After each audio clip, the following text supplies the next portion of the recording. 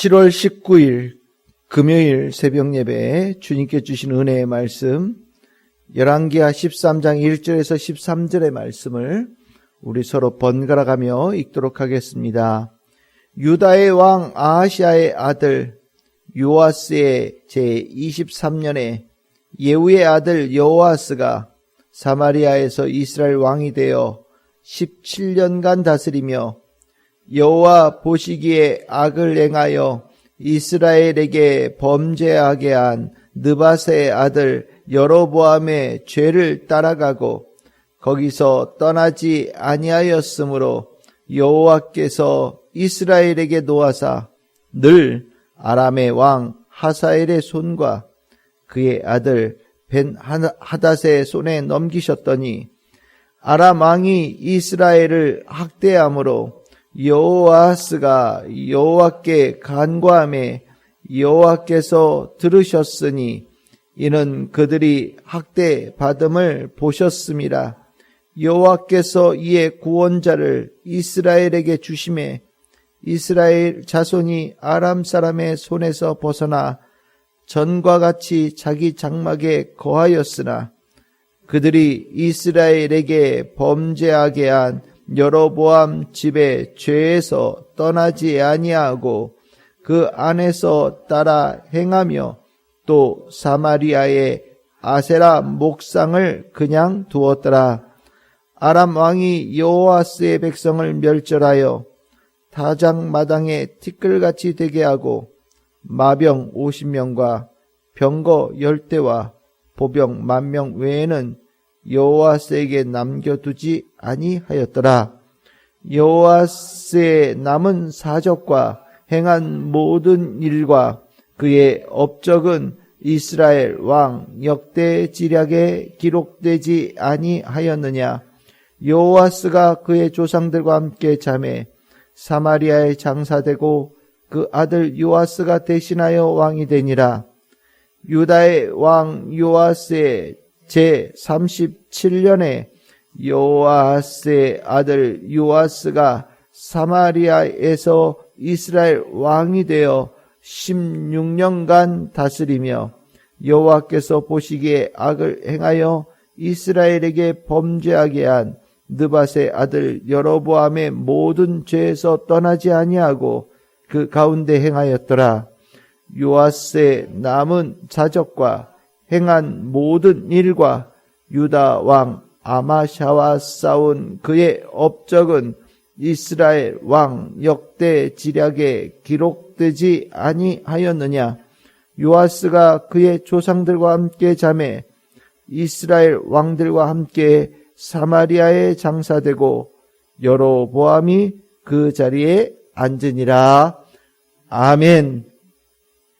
할렐루야. 오늘 저희들 새벽 예배 열왕기하 13장 1절 13절 말씀으로 오늘 새벽에 잠시 동안 은혜를 나누도록 하겠습니다. 우리가 이 북이스라엘의 역사의 이야기를 우리가 오늘 봅니다. 오늘 여기에 크게는 2명의 왕 그리고 이어지는 왕까지 하면 3명의 왕의 이름이 나오는데 1절에 보시면 여호아스라고 하는 왕이 등장을 하고 10절에 보면 요아스라는 왕이 등장하고 그리고 13절 제일 끝에 보시면 그 다음 왕위에 오르는 여로보암, 우리가 흔히 얘기하는 여로보암 두 번째 여로보암이라서 여로보암 2세라고 얘기하는 왕이 등장을 합니다. 이 3명의 왕 모두 앞서 예후 왕의 후손들입니다. 예후의 아들이 여호아스고 그의 손자가 요아스고 그 뒤로 이어서서 여로보암 2세가 쭉 이어지는 흔히 얘기하는 예후 왕조의 계보가 되겠습니다. 우리가 우리가 앞서 봤지만 하나님 앞에 참으로 범죄하였던 그 오므리 왕조, 아합 왕조를 무너뜨린 자가 예후죠. 하나님께서 사용하신 선지자와 같은 왕이었고 하나님께 대한 뜨거운 열심으로 북이스라엘이 자칫 바알을 섬기고 아시라를 섬기면서 이방 나라처럼 될 수 있었던 그 위기를 넘어설 수 있게 한 것이 예후를 통하여서 하나님께서 하신 일이었습니다. 근데 참 이 역사의 과정이 그렇게 순탄치 않은 것이, 그 예후가 그렇게 뜨겁게 하나님께 열심을 다했음에도 불구하고 그 뒤에 나오는 후손들은 그렇게 높은 평가를 받지를 못합니다. 정말 오물이나 아하방보다는 좀 덜하겠지만 그들의 모습 속에는 예후에게 기대했던 모습, 또 예후가 북이스라엘에게 남겼던 유산의 모습과는 사뭇 다른 모습이 나오죠. 오늘 여기에 나와 있는 특별히 여호아스라고 하는 이 왕은 아버지의 뒤를 따라서 하나님 섬기는데 정말 잘할 수 있었던 그런 왕이었음에도 불구하고 정말 아버지와는 전혀 다른 모습으로 갔던 것 같아요. 그러다 보니 하나님께서는 여호아스의 삶을 참 어렵게 만드셨습니다. 그 과정에 오늘 3절에 보시면 여호와께서 이스라엘에게 노하사, 이 북이스라엘이죠. 여기 늘이라는 단어가 중요한 거예요. 늘 아람 왕 하사엘의 손과 그의 아들 벤 하닷의 손에 넘기셨다. 그가 17년간을 다스렸는데 17년간 내내 아람 왕에게 늘 언제나 어려움을 겪었고 나라가 존폐의 위기에 왔다 갔다 할 정도로 고난에 고난을 당하였다라는 것을 보게 됩니다. 이러한 과정에서 하나님께서는 예후에게 하나님께서 주셨던 은혜가 이 아들에게도 이어지지요. 그래서 비록 그가 하나님께 대하여 범죄하였음에도 불구하고 하나님께서는 그에게 구원자를 보내셔서 하나님을 의지하면 이 위기를 벗어날 수 있다라는 것을 경험케 하셨습니다. 이 구원자가 누구냐라고 얘기를 할 때 우리가 흔히 엘리사다라고 보통 얘기를 합니다. 엘리사의 이야기가 이 앞에 나오기는 하지만 실은 그 엘리사의 이야기의 역사적인 배경이 이 예후의 후손들이 있었던 요 시기가 바로 그 엘리사가 활동했던 시기라고 보통 학자들은 얘기를 하거든요. 그러니까 하나님께서는 엘리사라고 하는 정말 위대한 능력을 가지고 있는 하나님의 선지자를 보내셔서 이 아람의 군대 앞에서 온 국토가 유린당하고 어려움을 겪는 그 상황 속에 하나님께서 주신 은혜 속에 이길 수 있는, 또 벗어날 수 있는 축복을 주신 겁니다. 이 구원자의 은혜를 받았으면 우리가 가지고 있는 믿음의 상식으로는 하나님을 의지하고 하나님을 따르고 하나님께서 원하시는 말씀대로 살아가는 그 길에 돌아서고 또 바로 세워지는 것이 당연한 것처럼 보여질 텐데 실은 여호아스나 그 뒤에 등장하는 요아스 다 그러지 못했어요. 구원자를 보내주셔서 은혜를 경험시켜 주셨지만 그 은혜의 경험을 하나님께서 주시는 늘 구원받은 자로, 늘 하나님의 축복받은 자로, 늘 하나님의 보호받는 자로, 늘 하나님의 인도하심 받는 자로 살아가는 것으로 연결시키지 못한 참 아픈 경험을 갖게 되어진 그런 일들이 오늘 일어난 겁니다. 구원자, 우리에게도 구원자가 있죠. 우리는 뭐 더 영원한 구원자가 계시죠. 예수 그리스도께서 우리의 구원자가 되셔서 우리가 늘 언제나 어려움을 겪고 또 사단의 여러 가지 방해나 그렇잖아도 어려운 세상의 삶에서 늘 작고 큰 일들을 만들어내면서 우리들의 삶을 괴롭힘을 받는 그런 일들을 우리는 경험하며 삽니다. 그 상황 속에서 우리에게 예수 그리스도가 계신다라는 것은 단순하게 잠시 동안의 어려움을 벗어나거나 어떤 한 가지 일에서 해결함을 받는 차원을 넘어서서 이 세상 속에서 예수 그리스도 한 분만으로 모든 것에 대해서 구원받고 항상 구원받고 또 확실히 구원받고 분명히 구원받을 수 있다라는 것을 우리에게 하나님께서 알려주시고 확증시켜 주신 귀한 은혜이죠. 우리에게 예수 그리스도가 계시다라는 것은 우리가 이 세상 속에 비록 살지만 세상 속에서 늘 이겨낼 수 있는, 늘 승리할 수 있는 축복의 삶이 이미 예비되어졌고 그 예비되어진 삶이 우리에게 임하였고 그 축복으로 우리가 늘 승리하며 살아갈 수 있는 모든 것이 이미 완비되어져 있다는 것을 보여주는 겁니다. 그런데 우리가 예수 그리스도가 우리에게 오셨음에도 불구하고 오늘 여호와스처럼 구원자가 있음에도 불구하고 구원자의 그 주신 축복을 온전하게 누리지 못하면 그 의미가 없는 거예요. 예수 그리스도께서 이 땅에 구원자로 그 예비되어진 하나님의 은혜로 이 땅에 오셨지만 또 예수 그리스도를 알고 있기는 하지만 예수 그리스도를 온전하게 믿지 못하면 우리가 그 예수 그리스도를 통하여서 하나님께 주시는 축복을 완전하게 누리며 살 수 있는 것은 어려워지고 불가능해지는 겁니다. 구원자를 보내주신 것은 하나님의 은혜고요. 그 구원자를 내가 믿고 따르는 것은 우리가 고백해야 될 중요한 신앙의 모습이어야 된다는 거죠. 그건 늘 당연한 거죠. 그렇죠? 당연한 겁니다. 우리가 앞에 아무리 맛있는 음식이 있어도 내가 먹어야 되잖아요. 그래야 맛있는 것도 알고 배부른 것도 알고 그것을 통하여서 힘도 얻을 수 있는 사람이 되는 거 아닙니까? 예수님이 계신다는 걸 알지만 믿지 않으면 그 구원자가 내 삶에 하나님의 은혜로 임하였다는 것을 알지만 예수님을 온전하게 믿고 따르지 못하면 소용없는 거예요. 우리가 믿음을 내가 붙잡아야 됩니다. 내가 예수 그리스도를 확실하게 믿음으로 고백하고 따를 수 있을 때 우리는 성도답게 살 수 있는 축복을 받는 거예요. 우리가 이 여호와스의 모습을 보면서 우리가 정말 이러면은 안 된다라는 생각을 역사를 통해서 쭉 보는 거거든요.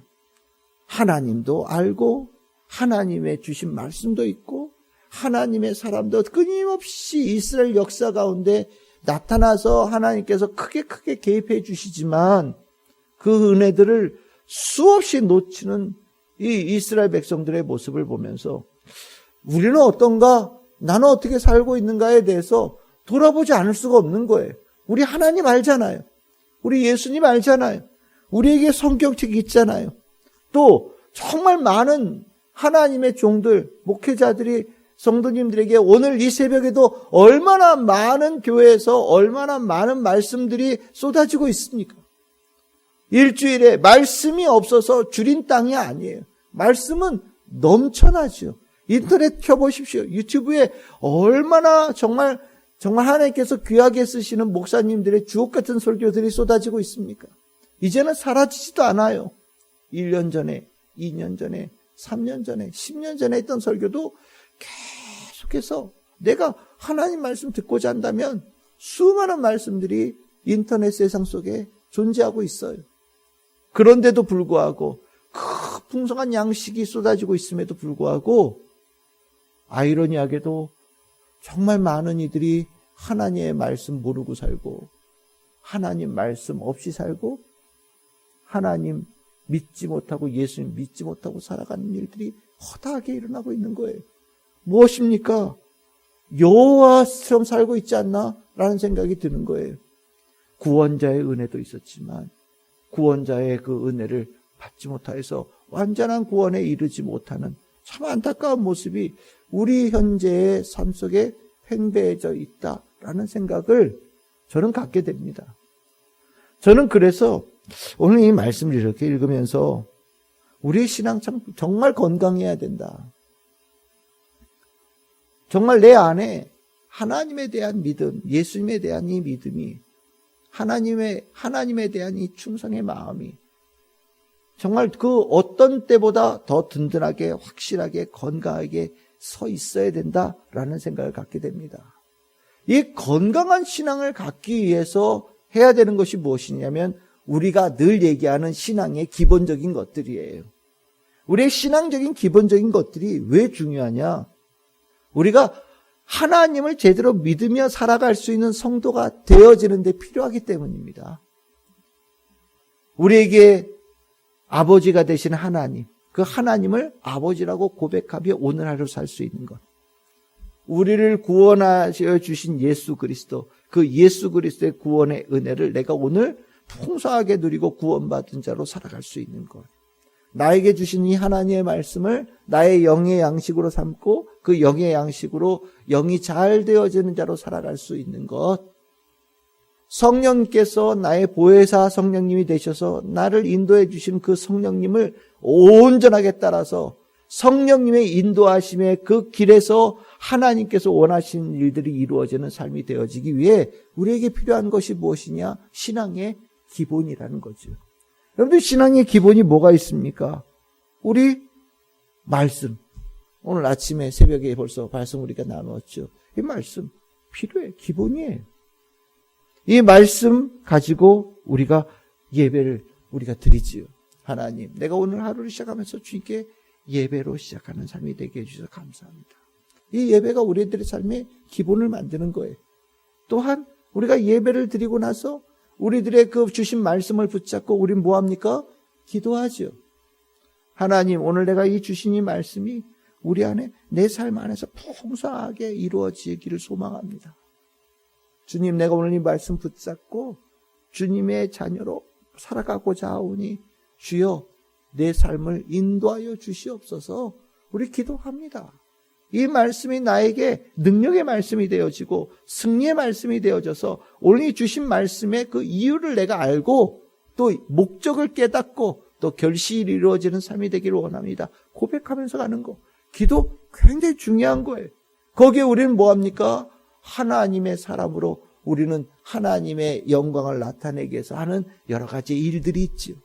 우리가 사명을 감당한다고 얘기하지만 우리가 봉사하는 것도 있고 더 나아가서는 오늘 나에게 맡겨주신 일을 최선을 다해서 수행하는 것. 하나님의 자녀답게 하나님의 영광과 연결되어져서 내가 오늘 하루의 삶이 주의 자녀로 살아간다는 그 결심들 중요한 겁니다. 거기에 우리의 더 나아가서 우리가 봉사도 하고 우리가 여러 가지의 하나님께서 원하시는 그 기쁨의 모습들이 되어지는 신앙의 기본들을 가져가는 거죠. 우리가 이 기본이 결국 하나님을 온전하게 따를 수 있는 이 심령, 머리서부터 발끝까지 겉부터 속까지 하나님을 온전하게 따를 수 있는 사람으로 만들어가는 하나의 중요한 규칙적이고 또 일상적이 되어지고 영어로 하면 루틴이 되어진다라고 보통 얘기하는 그런 것들이에요. 이것들이 우리들의 삶을 하나님을 온전하게 따를 수 있는 사람들로 만들어주는 겁니다. 여호와스가 왜 하나님을 제대로 따르지 못했을까? 하나님 말고 의지하는 것들이 많았기 때문입니다. 하나님 말고 그의 심령에 뭔가 의지할 만한 것들이 더 큰 게 있었기 때문이에요.